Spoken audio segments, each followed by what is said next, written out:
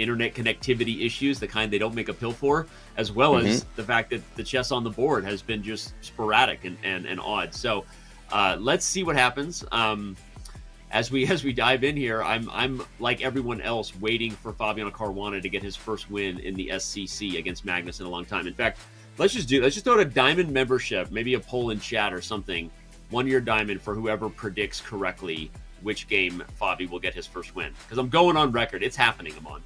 Whoever guesses the game gets a diamond membership, even if we got to do multiple diamond memberships. Let's do it.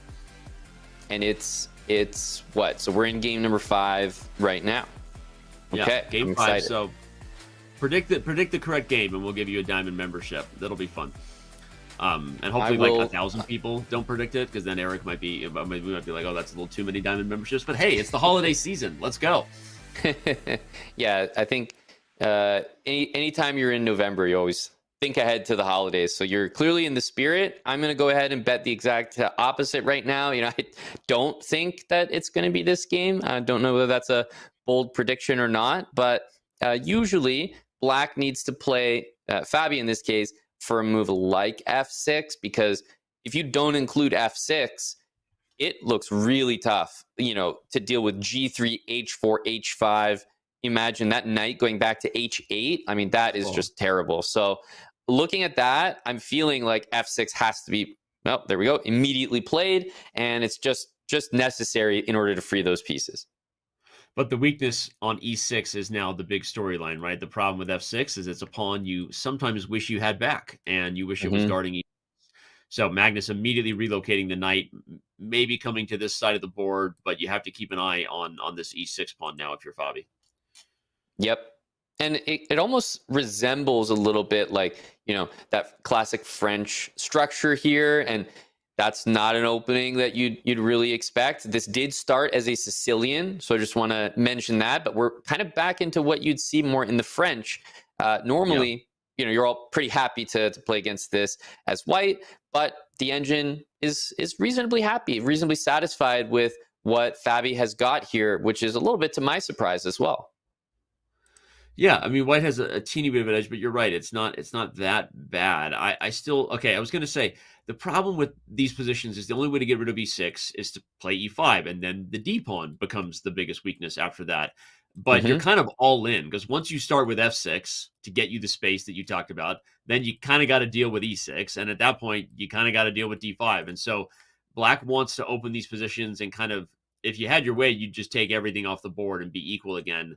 But this is going to get double-edged and very sharp with the d pawn and this diagonal here.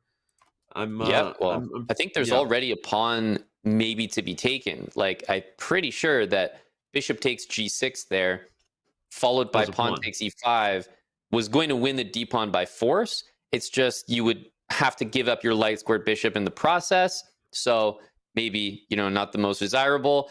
I could see maybe a slower approach here where you almost want to play bishop c2, bishop b3, knight d4, like just slowly build the game up. No rush to take that d pawn. Instead, just apply the pressure. So I like it for Magnus, but maybe I think the engine was reacting to the possibility of just winning that d pawn outright there.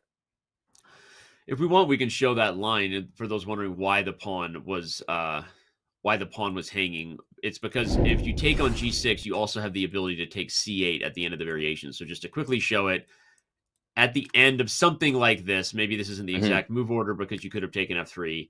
The point is there's this. Okay, so what is the exact move order? Because this would have been much worse. Yeah, I think Black is incentivized to throw in rook takes c1, whereas, white is trying to make sure they don't allow knight takes on f3. So I was thinking takes on g6, and then takes on e5, and then take on c8. But it comes at the cost of those doubled f pawns on f3. So it's like, you see that trade-off there. It's not an easy decision to make, right? Yeah, and definitely something that I think we can understand why Magnus didn't go for it. In fact, probably would have been better for Fabi. So instead we have the long-term isolated queen pawn feature where this pawn is weak, but it's not currently being attacked or targeted in any way. So Fabi is maintaining comfy equality.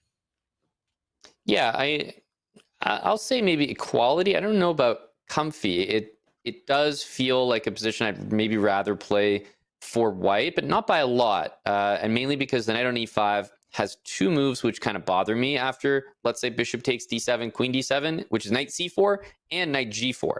And if I could play b3 and h3, I think Yeah. I might feel a little bit better. And so I'm imagining that white wants to, put this rook on d1 or queen on d2, but you always have to watch these knight jumps because the f2 pawn can be loose and the b2 pawn can be loose. And those two come under fire with knight c4 and knight g4, not to mention here, knight d3, big consideration. Yeah, well, the rook goes to d1 to guard knight d3. Knight c4 would not be possible because the queen could just take it, just to point out the pin. I was going to say, do Very you nice. do you worry about the a7 pawn at some point? And I guess Fabi answers that like, I'm going to back up the knight. That a7 pawn could have been stolen if you weren't careful, maybe. Yep, agree. Agreed. That's the classic move that you're like, he's not going to do it. And then you allow it, and then he does it, and you're like, you're regretting everything. I've been there. The regret is never worth it. So he goes to c6, won't regret losing that pawn. Now Magnus has to figure out how he wants to put pressure on d5. There's some different ways to do it, but the thing about an isolated pawn is, by definition, there's no other pawns around it, which it can push and advance, sometimes aggressively. So if Magnus loosens his control over the d4 square, Bobby might just push the pawn, and then it's extra guarded. Yep, queen to c5, hits the d pawn, does come at the expense of dropping the b pawn, and so I guess the standard, or definitely the simplest move, is just to occupy the square in front of the isolated pawn. A tale as old as time. This is how you're always taught to play against it. If everything exchanges on d4, we're going to see the white queen back up the rook with queen d2 and just full pressure on the d5 pawn. Now, you're not winning the pawn because black can always defend with rook d8. You're never really going to win this pawn, but you can tie the pieces down so that it's always up to you when you want to relinquish that pressure and place it elsewhere, with the hope, I guess, that you can do that and maneuver more effectively than your opponent from side to side. Yeah. Well said. We may end up getting exactly that type of major piece endgame. Okay, not quite yet. Bobby plays rook e8. I expect Magnus to deal with his back rank at some point here. You don't want tactics like that to hang in the air for too long. I agree. Yeah, would have even thought about it right there, h3, for example. But queen e2 definitely with a similar idea. H3, bishop back to c3.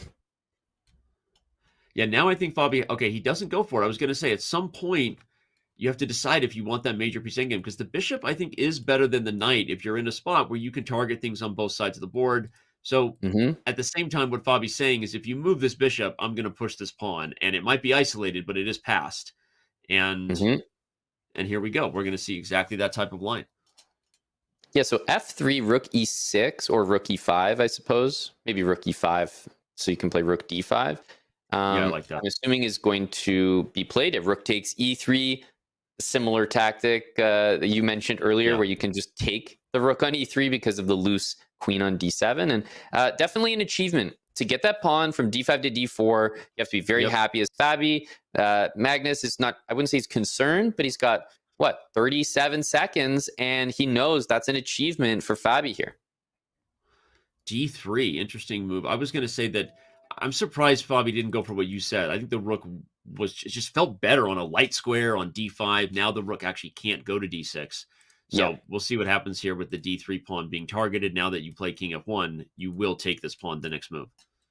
Yeah, and it's a weird thing, this rook e6, because it feels good to put the rook on a light square. So rook e6 makes sense because it's a light square. But the destination was actually the d file. And so you wanted to go on a dark square initially to end up on a light square permanently. Yeah, there you go. The tale as old as time. You got to go off the road to get back on the other road. I don't even know if that's a tale, but all right. Bishop to g3 played. It's going to come to f2. And I'm liking Magnus's chances more and more. Although note that Fabi is up on time for the first time in time pressure that I think we've seen. Yeah, it's actually really relinquished, though, because he had a minute and a half. Now it's evening up. We might see queen to c3 as opposed to queen takes d3, just as a method of maybe trying to protect and conserve the b pawn and knowing that you'll win the other pawn eventually. Rook e2 kind of forces the issue. You're going to get queen takes d3, and at the end, black picks up the b2 pawn. That's exactly what we're seeing. Mm-hmm. It's funny, the black pieces are to be preferred because you will have a queenside pass pawn, but the bishop is to be preferred over the knight, any type of endgame where you've got pressure maybe on both sides of the board. So this is super balanced, and I still think anyone's game in time pressure. Yeah, if that knight moves, there's either rook takes g7 or just bishop Yeah. e5, and there's going to be problems. Yeah, nice tactic. Nice spot there. The knight moves, you've got big time issues on e5. The bishop is immediately threatening to go to c3. Fabi says no. Mm-hmm. Also, hitting the a pawn, like rook d5, becomes more of a consideration. And I would say that a pawn is maybe less of a concern compared to the g pawn. Like, I do think Yeah. you station the rook on maybe a7, and I think there's much more to play for Magnus. Not a lot, but I prefer it. Yep. No, agreed. And this was kind of what we predicted. When the bishop and rook get together against targets on both sides of the board, good things happen. And so Magnus will be the one who's up a pawn. Will it be enough, right? The knight is typically a good defensive piece when once you can get things to just one area of the board. Yeah, Magnus leaned in a little frustrated there with his own kind of choice. Yeah, I think he could have preserved the pawns. Like, you could have played h4, g3 and just kind of got them to a safe square first. He hasn't done it in the best way, and as a result, I guess it's a bit more drawish, because if you're going to take, I was going to say, if you're going to take this pawn, you have to trade rooks, but he actually found a way to keep the rook on the board, Yeah, so credit to Magnus. he did. And now both sides are literally living off the increment. So nice to see, knock on wood, that right now, no further internet issues for Fabi. And I did knock on wood, so don't blame me for a commentator's curse. Seems to be good. Doesn't seem to be Yeah. having any issues, but will he defend? Will the knight be able to hold? Yeah, this looks like a position that's quite comfortable. Ooh, knight d5. I guess you go Yeah. into the rook endgame now, and that's Yeah. a little bit easier. Should be easier to hold, although I would not put it past Magnus to swindle one. He squeezes water out of stones for a living. He's been doing it for years. We'll see if he can. Let's see if he. Whoa, what? Eval bar. G5? G5. You're supposed to play rook to the 5th rank there in order to prevent this move, or maybe rook f4, but he just allows g5, and this is exactly that. No, it was rook f7. f7. Yeah, Magnus missed rook f7. That was the win. Now we're back to a draw. Oh my goodness, what is going on in this one? It just shows you how tough these end games are. Yeah, seriously, it's really hard to even explain what He's move got to abandon changes, these, right? honestly. Oh, the repetition. Oh no, that is Wow. going. I don't think he intends